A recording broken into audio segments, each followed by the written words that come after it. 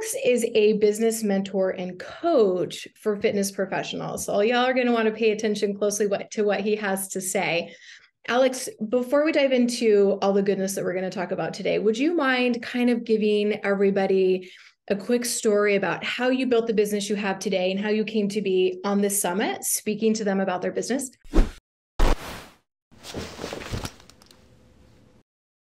Yeah, definitely. So I started in this space about 5 years ago, and I was originally helping personal trainers on the gym floor build out fully booked businesses. So I was basically teaching them strategies in gyms to get clients and build their businesses there.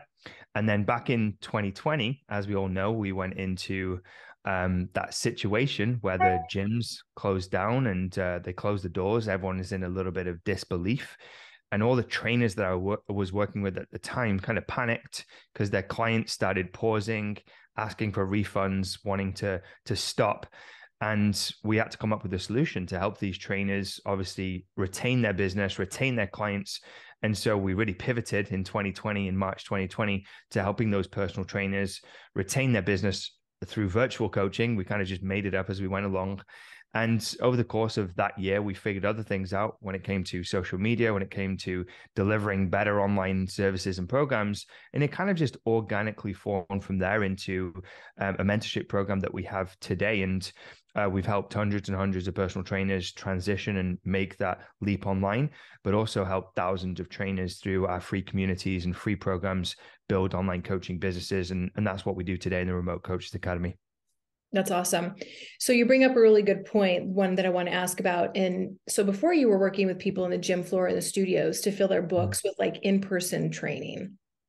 Tell me what you think or what you see as one of the biggest differences between a personal trainer who is working, like from a marketing standpoint, who is working with in-person clients trying to fill their book, gym studios, versus an online trainer who's trying to fill their book or their calendar with online clients. So the big difference, right? And the people that I was helping on the gym floor were in big box gyms. Those are my clientele. Okay. So we have big gyms in the UK, the Pure Gym, Anytime Fitness, the Gym Group. You have Planet Fitness, maybe in the States, you have Gold, all that kind of stuff, right? The big boxes. Now, in a big box gym, it's no more complicated than walking up to someone on the gym floor and saying hello, sparking up a conversation, giving them some tips, giving them some advice, maybe offering them a taster session, getting them into a quick taster session, and then at the end of it, offering an online personal training package. That simple, right? It's human to human in-person contact, and it's not very complicated at all. No tech, no funnels, nothing fancy. But online, you don't have that same ability to just walk up to someone and start a conversation. You've got to be using social media in a way to get attention. And then once you get that attention, you've got to do something with that attention. You've got to move that attention maybe into a messenger conversation, then from a messenger conversation into a consultation or online sales call. And then you've got to present your offer in a very different way to what you would do in person and then enroll them into your program. And so it's just very simple when it comes to personal training, getting clients, especially if you're in a big box gym. Whereas online, there's more steps, there's more things you've got to jump through to get a client, which is where the kind of confusion or difficulty lies with a lot of trainers wanting to transition, is they assume it's just going to be as simple as prospecting on the gym floor, when in reality, it's not that simple. You've got to do a lot more things to get clients online. What do you think that one of the biggest mistakes you see them making is as they kind of transition? You know, like you said, they kind of think it's probably pretty much the same, and it's not. So what is one, maybe two things you see them doing that's not working for them? Or what is one of the biggest mistakes or two that they're making as they're trying to transition into the online space? Is a great question. And I thought of this in advance, right? I thought about all the people that I've coached over the years and all the people that I've come into contact with. And it's often not tactical. That's the problem. It's not a tactical thing. It's usually an internal thing and an internal voice of, I just want to wait a little bit longer until I feel ready. And that's often the voice or the thing that's playing in most people's minds that stops them from taking what I call imperfect action and kind of figuring it out as you go along. Because in reality, no one has all the answers to anything. Even Einstein didn't, right? And so what Einstein did differently was took imperfect action. He took a lot of chances, made a lot of mistakes, a lot of failed experiments to figure out what he figured out. And that's the difference between successful and unsuccessful people, is what I've identified is the successful people, successful coaches, successful personal trainers are just willing to take imperfect action. They're willing to act before they feel ready on something.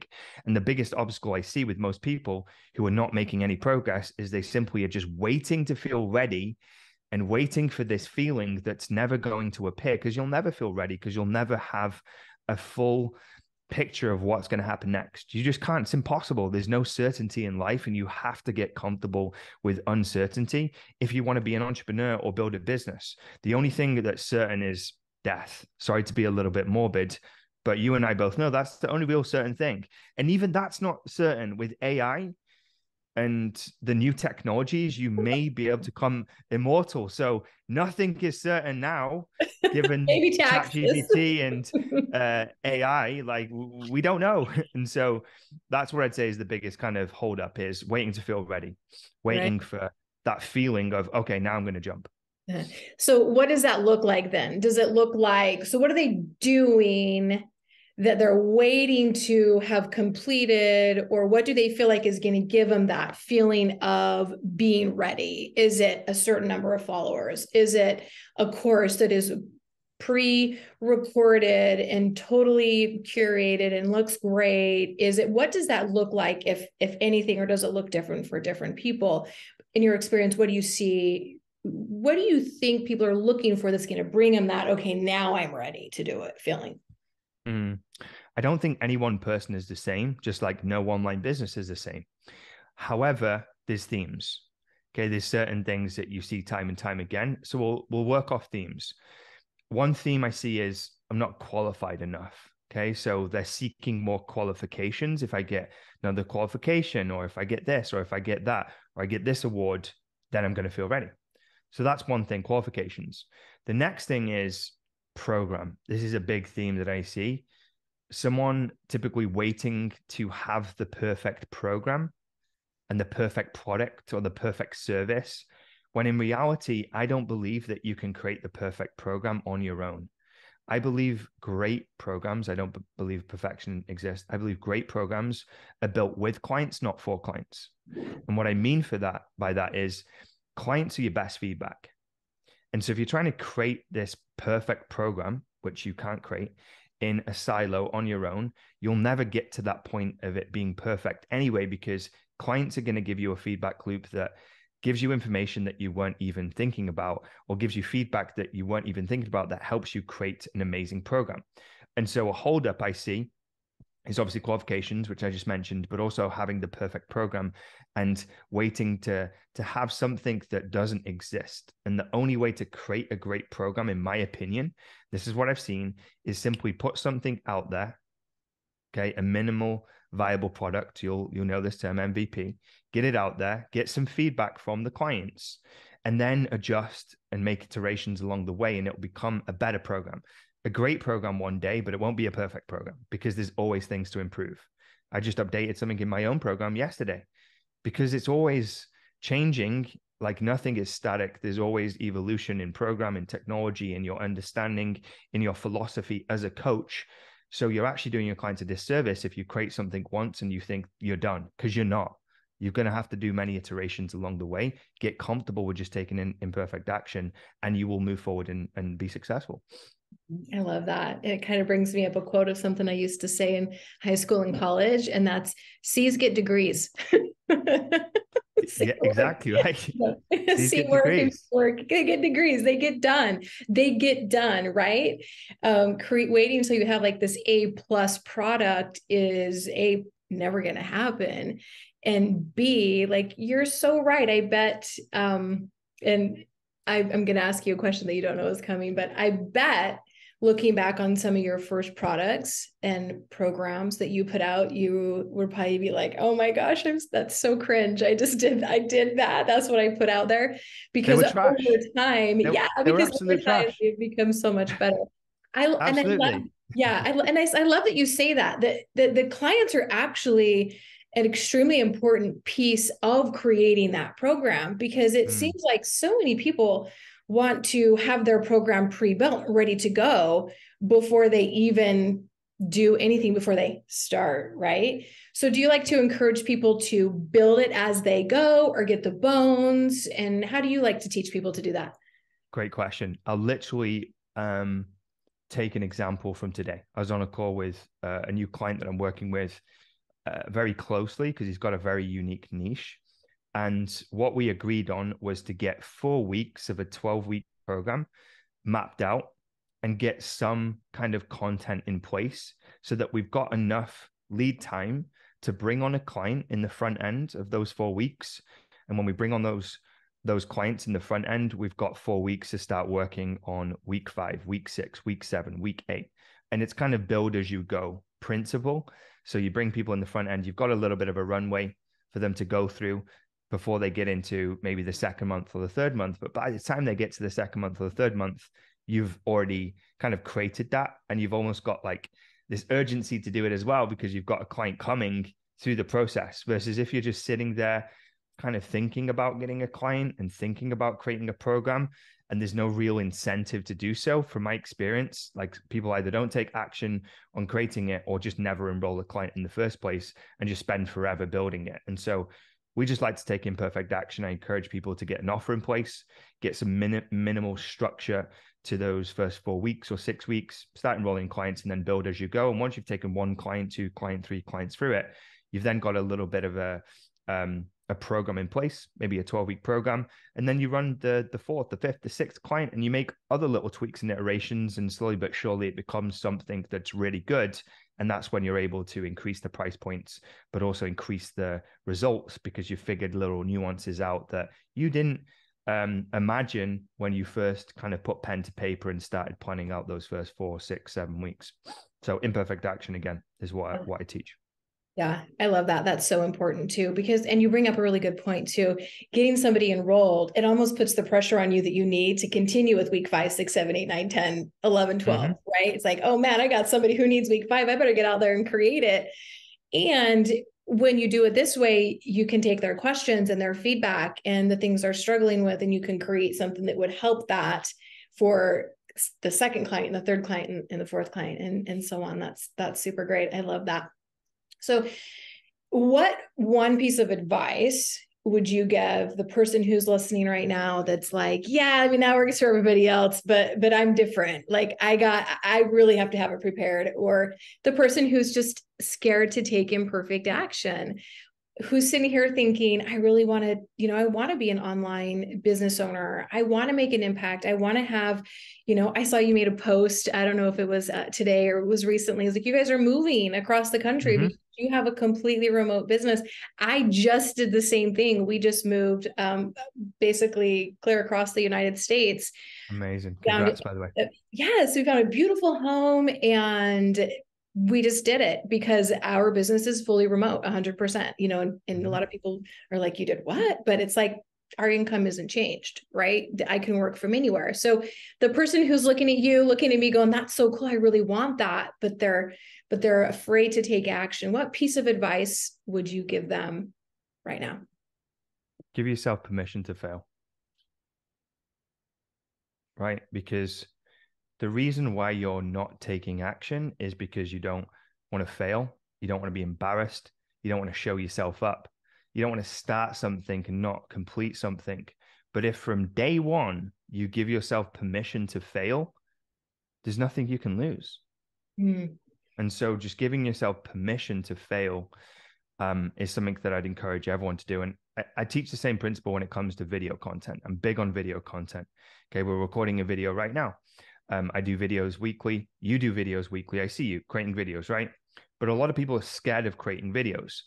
And I say to them, I'm giving you permission to suck. I'm giving you permission to not create a blockbuster video because you can't. You haven't got enough experience to have enough competence to have enough skill. And that's why you don't have confidence in doing it because you've not been doing it long enough. So I'm giving you permission to suck, give yourself permission to fail. And as a byproduct, you're going to take action. And before you know it, you're going to be doing it. You're going to be walking, you're going to be talking, you're going to be creating videos. And so I think a lot of like this online business is about the way you think, the way you program your mind, either for your goals or against your goals. And every kind of little programming you do to your mind then has a compounding effect on your ability to make progress, which is why I don't just teach strategies. I don't just teach tactics when it comes to marketing, sales, or delivery. We spend time on the internal work, the internal things that do move the needle, because at the end of the day, you're running your business. I'm running my business. Everyone listening to this are running their business. It's not the systems or the strategies, because you, the individual, has to be able to implement them. And if you've got something inside you, a feeling, a past experience, a trauma, a fear of rejection that's holding you back, you have to address that if you're going to be able to move forward. And if you don't, you're always going to be stuck. And so you have to do the internal work if you want to make progress as an entrepreneur. But in any walk of life, whether that's getting a relationship, getting a promotion, and moving forward in any area, in my opinion.